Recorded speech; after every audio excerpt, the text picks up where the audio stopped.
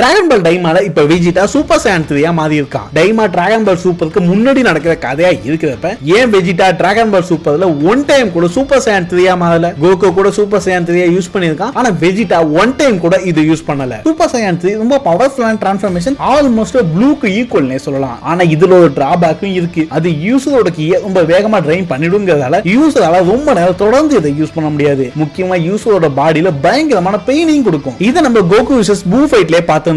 Vegeta தான் சையன்கிறதால ரொம்ப கர்வத்தோட இருக்கிறவன். நான் என்ன நினைக்கிறேன்னா டிராகன் பால் சூப்பர்ல வெஜிடா ப்ராப்ளம் இருக்கிற மாதிரியான ஃபார்மை யூஸ் பண்ண பிடிக்காம கூட இது யூஸ் பண்ணாம இருந்திருக்கலாம். ஏன்னா சூப்பர் சையன் காடே வெஜிடா ஸ்கிப் பண்ணி டைரக்டா ப்ளூவா டிரான்ஸ்ஃபார்ம் ஆகியிருப்பான். மத்தவங்க ஹெல்ப்போட டிரான்ஸ்ஃபார்ம் ஆக பிடிக்காம. அப்படின்னா ப்ராப்ளமா இருக்க சூப்பர் சையன் 3 டைமாலயா யூஸ் பண்ணா?